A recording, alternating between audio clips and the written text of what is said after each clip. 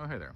Did you know, or have you thought about the fact that the Wright brothers did not have pilot's licenses? Now, some of you are going, who are the Wright brothers? Well, they're not wrong.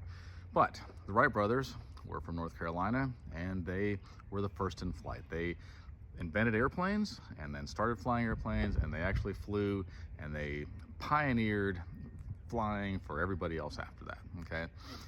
But they didn't have pilot's licenses. Nobody gave them permission to do that. Nobody said, you know what, we're gonna allow this. The government didn't come in and say, well, you know, pay your fees and we'll let you do this.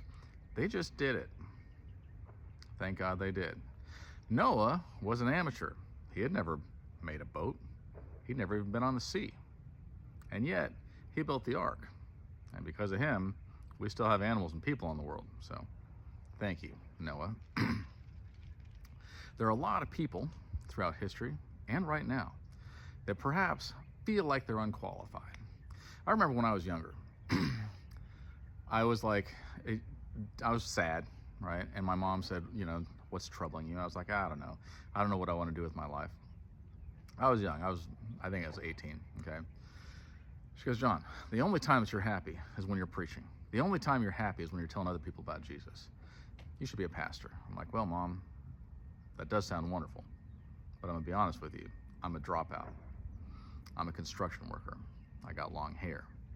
She's like, none of that stuff matters. And I'm like, that's all I am, Mom. I'm 3 years behind everybody else.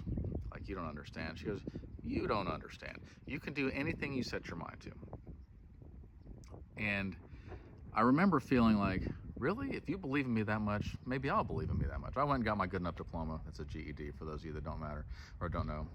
And I did go to college, and I did study to be a pastor. And I was a pastor for a little while, and then life kind of happened, and now I'm not. But nevertheless, and a lot of people say this, even though I don't get paid to be a pastor, I do pastor's work for free, just like Paul. Okay, so Paul was a tent maker, but Paul wrote half the New Testament. And was he qualified to do that? Technically, no. He didn't go to seminary. He didn't study, you know, all the ancient whatever. In fact, he was a Pharisee, which, you know, was like the only people group that Jesus ever really criticized. And he hunted down Christians to kill them. But then later on, he was like, I feel such a passion in my heart that I'm going to preach to everybody for free. I'm going to work anyway, and I'm going to do this because God's put it on my heart. And I guess what I'm saying to you is, don't let excuses get in the way of your calling, because excuses are the nails that build the house of failure. And if you don't try, you fail automatically. By default, you fail. However, if you try, you might fail, but then you keep going until you succeed, until success is just as easy as breathing.